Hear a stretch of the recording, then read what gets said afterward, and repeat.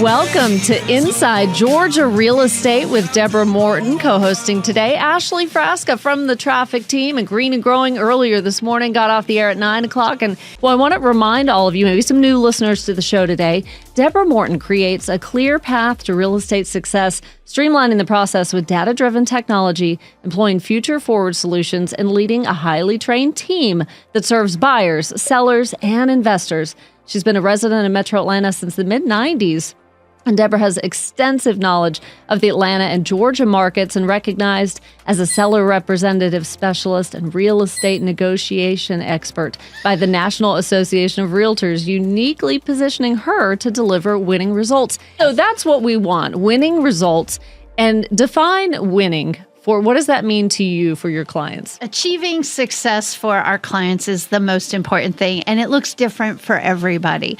Some people are looking for fast results. They get a new job, got to get out of town. We got to sell their home fast. We move fast. Some people are looking for their highest net when they sell a home. What I like to do, what I consider success, is when our clients understand the process, they have a goal, and we put all the pieces together because everybody's goals and dreams and hopes are different. And I want to make sure that we check all those boxes and help them in the best way possible. A first-time home buyer has very different goals. It's a tough market. Affordability is an issue. Higher interest rates are definitely compounding higher sale prices that have happened the last couple of years. My job is to figure out, ask good questions, figure out exactly how to help each of our clients and put a pathway to success for them. So my version of success is making sure our clients are happy.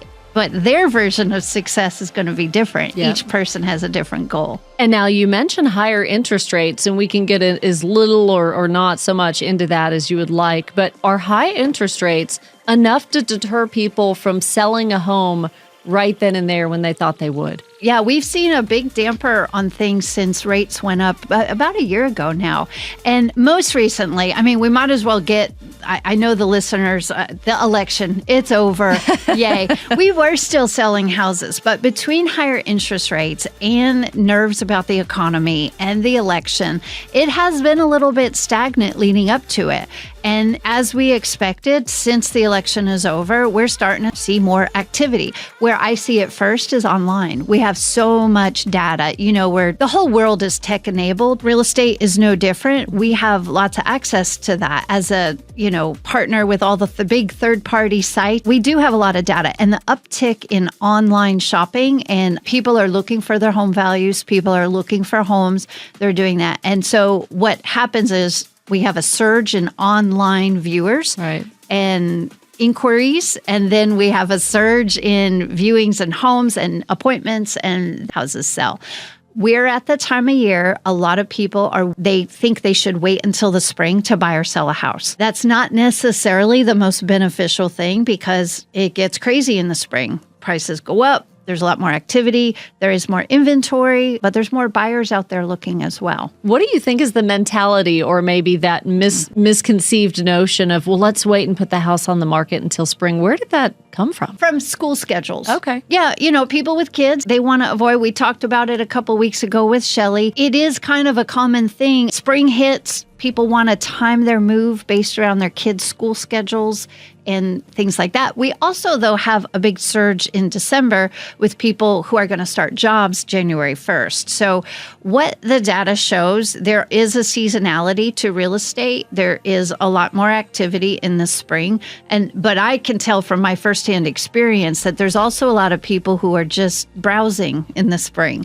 So if you're a seller, you might be subjected to more showings on your house, more traffic of people through your home, but not necessarily real buyers. The people who are out looking in December and January, they really need a house. Yeah. Well, and it's funny, you and I spoke offline just a few days ago, too, how you've been approached by people sometimes saying, oh, I thought December slowed down for you. I thought maybe you could take December off. And that is not the case. We don't want people thinking to put a pause in their lives just because the holidays are coming. It's so funny. No, I stay busy. My team and I, we are busy. What we're also busy, not just with active buyers and sellers, we are actively helping people prepare now for selling in the spring. The people who do want to time it for a spring market, we are helping with vendors and repairs and making suggestions for new flooring or countertops or backsplashes, all the things that people do landscaping. Now is the time to be working on your lawn. Mm-hmm. So I was gonna Ashley, get into that. Let's talk about prepping a home for spring. Well, I definitely have questions about curb appeal and landscaping, and we want questions from all of you as well. Give us a call, 404-872-0750, to ask a question of Deborah. Really want to stick with buyers and sellers. While you're here, it would be great. Any callers out there that have questions about curb appeal and outside, a lot of what I do, the exterior of a home and the landscaping around a home really does have a big impact on home values. We think about when we meet people, first impressions. Well, that's no different when you see a listing online or you're driving by and you see the for sale sign out in the yard. First impressions are often sometimes tough to get over if it doesn't strike you just right. That's absolutely true. And many buyers, prospective buyers, they cannot envision what a home looks like without a well-manicured yard and the curb appeal coming up. Overgrown shrubs and trees that are overhanging, touching the roof. There's a lot of things that can be done, not expensive things either, that will help a home sell faster and better, easier, and for more money just by having a well-manicured yard. And we'll get into weighing the costs too, because that's certainly somewhere where I want to go. Deborah, I'm so glad you just mentioned you don't have to spend a lot of money, but putting in a little bit of time, effort, and money in the front can really pay off in the back end and getting the price that you want. And if you want to learn more about Clario Real Estate, that's the website, clariorealestate.com. And how long's the show been now? Number of months. You're off and running. A couple months now. And we have a website specific for the show. InsideGeorgiaRealEstate.com is a place to submit an inquiry, or if you want to call, you can call. So email inquiries, phone call inquiries, and you can follow me on Instagram. Like you mentioned, overgrown shrubs. And then what about the neighbors? If their property is unsightly and you think it's affecting yours, even something like termite inspections. And what pest should problems. they be planning right now for March and April? Love that when it looks pretty in the spring. Yes. And Deborah, another big aspect of when folks are moving, relocating, whether it's just to the next town over or a brand new city and state, one thing that comes up a lot to keep top of mind, school systems. Yes. And just the overall feel of the community. Talk to us a little bit about that and what that means for people moving. So I think with real estate, a lot of people tend to think bedrooms and bathrooms, like square footage price. But what I try to do when I meet with somebody is to have a better conversation about their lifestyle. Like, what's important to you? Because if you're somebody who, let's say, has a dog and walking your dog every day, I mean, you're out walking your dog 2-3 times a day sometimes. Like, people who work from home and have a pet, their needs for their community are going to be different than a family with 3 kids and all different ages, and they need to be close to baseball fields and gyms and like all of that. So the lifestyle, and it's not just like age or that dynamic. It's, how do you enjoy your time out? Do you want to live close to cool restaurants and shows? Like if you want to live in Smyrna and walking distance to restaurants and fun things to do, that's great. Or say like in Marietta, where antiquing and the farmer's market. Like, so lifestyle is very, very important because we're not just selling a house, it's a home. And I always start with that. If we're talking about homes, it's not just a house. It's not just bricks and mortar. It's where you have birthdays and holidays and, you raise your kids and like, it's just all of that. So yes, school districts, a lot of people shop only by school district. If you have children, that's primary importance. Safety, that's something everybody wants. But to me, safety is kind of a minimum. Like, come on, we can raise the bar. Everybody should feel safe in their home. And fortunately, we live in Atlanta mostly. I know someone might call in and say, Deborah, you're crazy, you're wrong, whatever. But overall, compared to the rest of the country, we have a very safe community. So let's assume safety first. Okay, now, condo life, totally different than out in the suburbs life. If you want to live in Midtown, what is it about Midtown that draws you into that area? Is it the convenience that it's close to work? Because commuting, Come on, we know Atlanta traffic. Yeah, keeps me employed. On WSB, right. The traffic is nightmarish. So sometimes living, so those are the things that we should be talking about. I love that. And what I hear from you, too, is so important. And I hope this doesn't get lost on a lot of folks. The fact that the realtor you work with needs to be a good listener and compassion. That comes along with your business. If you're doing a good job and serving your clients the way you should be, you're showing compassion. Right. And local, hyper local. I like the term hyper local because Atlanta is such a big market. You have to really know the specific area that you're working in. Some of us stay on the road all the time and I have gotten familiar. I've lived in the city long enough. I know lots of different areas, but you want to know the nuances of each of the areas and communities. Up first, we'll talk to Robert calling from Beaufort out in Gwinnett County. Hey, good afternoon, Robert. Hey, good afternoon. Thank you for taking the call. Great format. Timely for me. So here's the situation. I've got two parcels. They're side by side out in Gwinnett County, about 2 miles from the Mall of Georgia, a little bit closer to Coolray Field. And I'm looking to probably in 2025 sell the one parcel, about 8.81 acres. It's where my house sits, roughly 3,000 square foot on a ranch. And the remaining 4.2 plus acres is heavily wooded. My question is, a lot of questions going on, but what do I need to do to get the best price point from a sales perspective? How do I get an appraisal, or what's the best way to sell? All at once, 2 separate parcels? My preference is all at once. That is a fantastic question. So when I meet with anybody, regardless of if it's in town, suburbs, out in the country, the first thing I evaluate is who is the best prospective buyer for this property. That's underneath it all is the land. So if you want to maximize your sale, we have to break down who would be the most likely candidate who's qualified and capable of buying. So in your case, where there's acreage involved, next step would be to look at zoning. What is the property zoned for?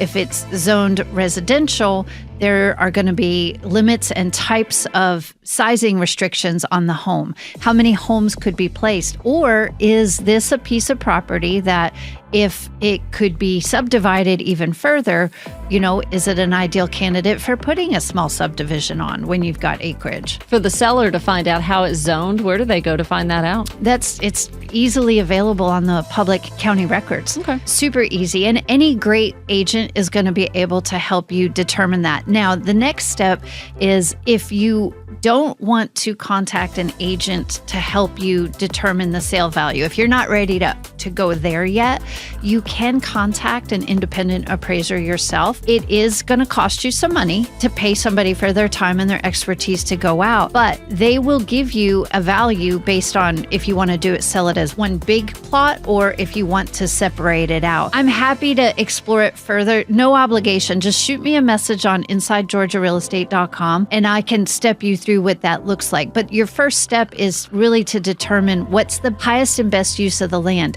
Where you are, there's a lot of development coming, a lot. And you have enough acreage that it might be highly desirable for a builder or a developer to consider. And that could be great. But there's also people who want hobby farms and privacy. So your ideal buyer might be somebody who wants the acreage because they want the privacy and the space to have their own family compound or build out your ranch home into a bigger home. Does that help? It does help. Yeah, I know we're sitting at R100 right now because I rezoned it when we moved in about 30 years ago. So the raw land is R100. But no, it's an interesting perspective on the small plot farming kind of approach. But you're absolutely right. All around me, the growth within the 2 mile radius, it is over the top. And I've seen such variance in pricing. There's no limit. It's interesting, but thank you very much. I do appreciate the Can the I feedback ask you and the pointers. one other question? Why are Of you course. leaving? Like it's clearly a great area. I know what a great area it is. Is it just time to go to Florida?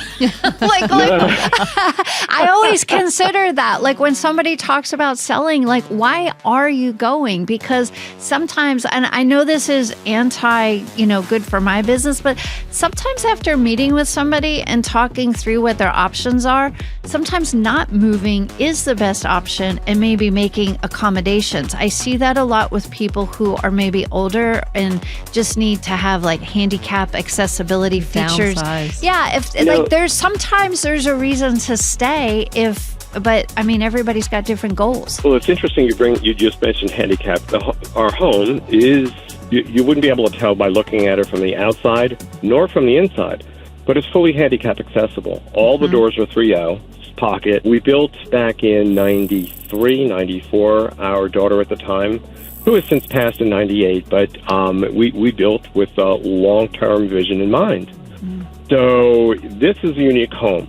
All right, it's 4-bedroom, 4.5 bath. The handicap accessible bathroom, it's 6 foot by 6 foot, is the shower space. But it's not going to be desirable for everybody. Exactly. We redid the kitchen a couple of years back, and it's all modernized, stainless steels, granite countertops, what have you. So it's been kept up. And now back to your original question, why? Well, we're looking to right size because now it's just my wife and I. Yeah. Right size. I like that term. Yeah, I like that term too.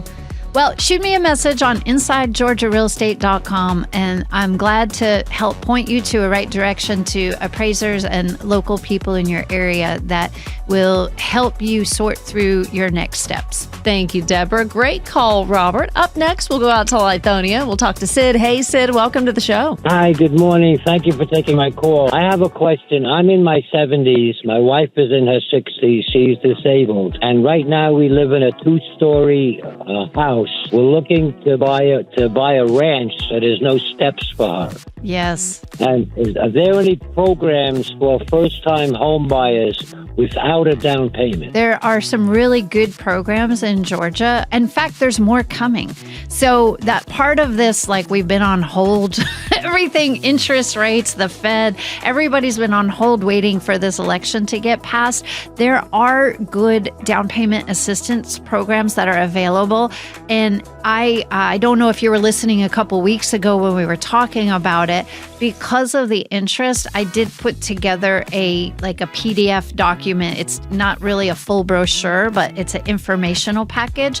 If you want to send a message onto the website, I'm happy to email it over to you that lays it out. These first-time buyer programs are offered through different mortgage lenders. So you would have to go, you can Google it, of course, but there are lenders who specialize in helping set up, and it'll depend on everybody's circumstances. What about for being in the category of just being a senior? Is there something that's tailored that way? So I'm not a mortgage specialist. I would like to see more senior programs. Most of them are marketed as first-time buyer programs, but you can qualify for first-time buyer down payment assistance after so many years. So if you haven't bought a home in a while, but it's not really your first home, you can still qualify. But I don't think I should be getting into the weeds of what can and can't happen because I'm not licensed as a mortgage professional. And frankly, they change all the time. And I know there's more and better programs coming. They're in the hopper right now if they haven't been released. Sid, you're in good company. A lot of the people I work with, this is a common thing. People have been in their homes for so long, and we have so many 2-story homes in the Atlanta metro area. This is a normal thing. The good thing is, we're not losing people to Florida because we have good senior exemptions for taxes. There's a lot of benefits to staying in Georgia, but we do need to get you into a home that is more ready for you the stage of life you're in now. And pivoting just a little bit before we take our next break, Deborah, want to talk about curb appeal. How much or little effort does it take to really make that big difference in making your home pop when you're putting it up for sale? Ashley, it's so important that people do this before selling. I'll start with the photos. It's really hard to get good photos of a front picture of a house. That is your key picture when we're putting on the MLS and it goes to all the sites, on the brochures we print. That front shot of a home, that's your curb appeal. That's what we're marketing. If people don't click on that picture online, we're not going to get them to engage with interest into your home. So it is important, and it's not complicated. A nicely mowed lawn, shrubs that are trimmed and manicured, not overgrown. What about paint color? Not having worn out, shot out looking house. You want to present a home that has been well maintained, and that's the lawn, the flower beds, the edging, power wash. If your driveway is just really gray and grungy from years and years of use, paying for or getting your driveway and your walkways power washed makes a big difference for how it pops. Not just in person, but I can't even get people to go to a house if the pictures online don't look good. So a lot of what I do is help people prepare so their home looks good online, and that gets them to actually come in person to look at a home. I have a question for you, Ashley, because lawns, people have to prepare in advance. I can't meet with somebody and put a house up for sale in 2 or 3 weeks and expect that the green grass is going to pop. So I need you to talk about fertilizing and weed control. Yeah, we will when we come back. It's a little tough to conquer that right now. If you've got a warm season lawn, like you've got that Bermuda grass and zoysia grass and centipede that's going to go dormant, it may look a little icky, but be rest assured if it's taken good care of, it will green up in the spring. Fescue looks fantastic right now. To Deborah's point, keep it mowed, keep it manicured. And questions too about what if the neighbor's home is an eyesore. Deborah, we were talking about the times to prune things. I want to let folks know they may want to hold off on doing a lot of major pruning right now. So I asked Ashley specifically because we don't like nubby shrubs and trees. Right. So if we prune now, we're going to get some new growth that may be killed off by a freeze. So let's hold off if we can, do some major pruning as late as February and March. That way all that spring growth is going to flush out. I want to ask you too, hardscaping, right? You stage the inside of a home to where people can visualize their family in it. Is it any different when we're talking about fire pits, playgrounds, livable space outside? Exactly correct. So when somebody looks at, especially the back deck, they see the front. We talked about curb appeal from the front and getting people into the house. But once they're inside the house, they go out back and barbecue. I mean, we're in Georgia. Everybody needs a place to grill and hang out with their friends on the deck. Screen porches, decks, fire pits, play sets, places for dogs. We are a very dog-centric area, so having a separate area for the dogs, all of that has to create a sense of belonging for the prospective buyer. What about the stability of decks? You know, maybe a deck has not been rebuilt in 20, 30 years. Is a potential buyer going to look at that and go, ooh, I want you to fix that before I even consider buying? Absolutely. Dave Baker and I had a good long talk about fixing things like that. Plus, building codes have changed over the years. So a deck that was built in the 70s or 80s is different code than one that was built newer. But really, anybody with common sense, when they walk out on a deck and it feels springy or mushy, oops, yeah, that's a problem. Their first thought is to go to termites. Is this solid? Is this worth paying for? Yeah. In the last minute and a half of us being together, termite inspections is something I wanted to ask you about. I don't have a clear understanding. Are those required in Georgia? Some of them are tied to mortgage lenders. Okay. So some mortgage lenders are going to require, if you have an FHA loan or a VA loan, especially for a veteran, the VA requires a termite inspection to get a wood infestation report is an official report that has to be for them to get funded for their loan. Now, every buyer is something that during the home inspection process, you do want to know. We're in Georgia. Termites are common. It's not a matter of if, it's a matter of when. That's so true. When the termites are going to come. So having a good termite protection plan, routine maintenance and plan from a reputable termite company is very important. Tell folks how to contact you and what you want them to know about today's show. InsideGeorgiaRealEstate.com. Spell it out, InsideGeorgiaRealEstate.com. Follow us on Instagram as well. We're putting some good data, information, and pretty houses online. Deborah Morton of Clario Real Estate, thank you so much for the time today. Have a great weekend.